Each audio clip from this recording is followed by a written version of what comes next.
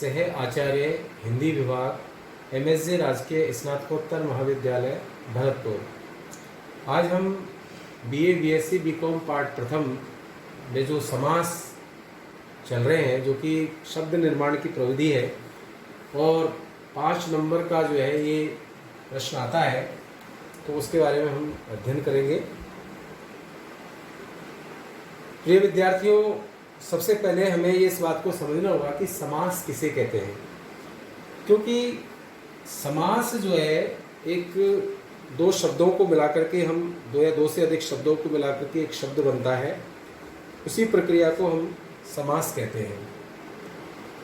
कामता प्रसाद गुरु समास की परिभाषा इस रूप में बताते हैं कि जैसे दो या अधिक पदों का परस्पर संबंध बताने वाले शब्दों अथवा प्रत्ययों का लोप होने पर उन दो या अधिक शब्दों से जो एक स्वतंत्र शब्द बनता है, उस शब्द को सामासिक शब्द कहते हैं, और उन दो या अधिक शब्दों का जो संयोग होता है वह समास कहलाता है। जैसे उदाहरण प्रेम सागर, तो प्रेम का समुद्र।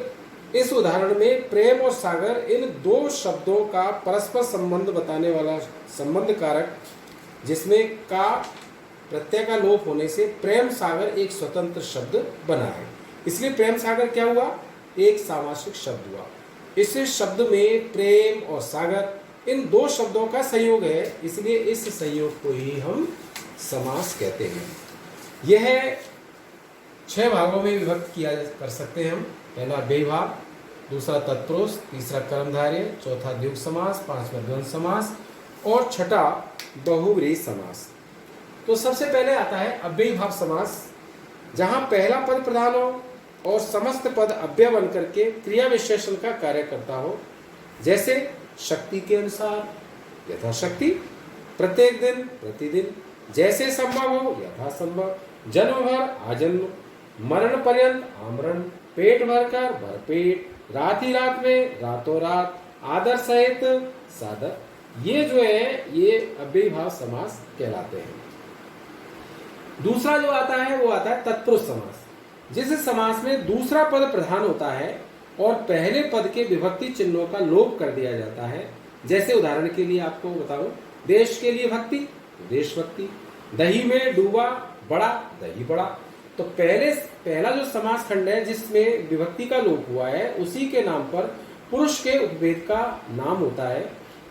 और उसके बाद जो है हम ये भी समझ सकते हैं, जैसे कर्म तत्पुरुष, जैसे ग्रह को आगत, ग्रहागत, ग्रह को काटने वाला, ग्रहकट, शरण को प्राप्त, शरण प्राप्त। इसी तरह से इसमें करण तत्पुरुष भी है, जैसे सुख से युक्त, कष्ट से साध्य, ईश्वर द्वारा दत्त यानी ईश्वर दत्त, तुलसी द्वारा कृत, तुलसी कृत।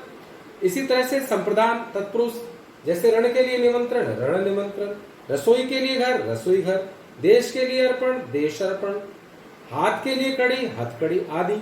इसी तरह से अपादान तत्पुरुष, जैसे पदच्युत, पद से च्युत, स्वर्ग से पतित, स्वर्ग पतित, देश से निकाला, देश निकाला। इसी तरह से संबंध तत्पुरुष, ये भी इसी में हम जो ले सकते हैं, जैसे राजा का कुमार, राजकुमार, और घोड़ों की दौड़, घुड़दौड़, राष्ट्र का पति, राष्ट्रपति।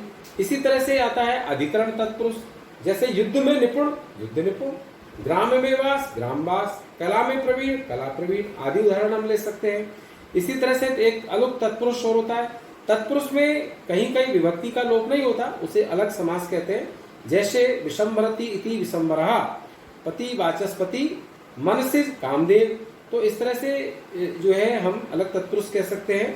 तो ये जो है तत्पुरुष जहां पर आता है वो सब तत्पुरुष समास कहलाता है। इसी तरह से कर्मधारय समास, जहां पर विशेषण विशेष या उपमेय उपमान का समास हो। जैसे काली मिर्च, तो काली जो मिर्च, काली इसमें जो है विशेषण है। और इसी तरह से चंद्रमुख, चंद्र के समान मुख, कमल के समान चरण, चरण कमल, ये जो है कर्मधारय कहलाता है। द्विगु समास, इसमें पहला पद जो है संख्यावाची होता है, जिससे समुदाय का बोध हो। जैसे 3 लोकों का समूह त्रिलोकी, 700 दोहों का समूह सत्सई। इस तरह से जैसे पंचवटी, त्राया, तिपाई आदि जो है वो द्विगु समास कहलाते हैं, जहां पर संख्यावाचक होता है। द्वंद्व समास में और शब्द का लोप होता है। जैसे बीच में और तथा आदि संबंध बोधक लगता हो, जैसे माता पिता माता और पिता, माँ और बाप माँ बाप, भाई बहन भाई और बहन, पाप और पुण्य, इस तरह से आदि। और एक होता है बहुब्रीहि समास, जिससे समस्त पद का कोई भी खंड प्रधान नहीं होता, बल्कि समस्त पद किसी अन्य पद का वाचक बन जाता है। जैसे आप देखिए कि चंद्रमौली, चंद्र है मौली जिसके अर्थात जिसके मस्तक पर चंद्रमा है वो शिव, पीत है अंबर जिसके पीतांबर विष्णु भगवान हो सकते हैं, दश है आनंद जिसके अर्थात रावण, गिरि को धारण करने वाला गिरिधर श्री कृष्ण। ये जहां पर अन्य अर्थ जो निकलता है वो बहुब्रीहि समास होता है।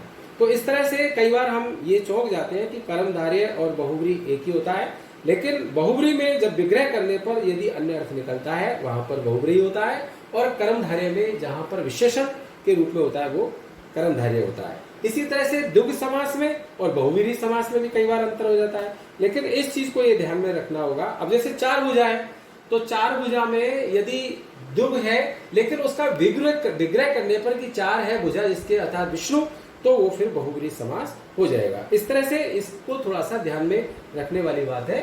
आज हम इतना ही पढ़ेंगे। बहुत बहुत धन्यवाद।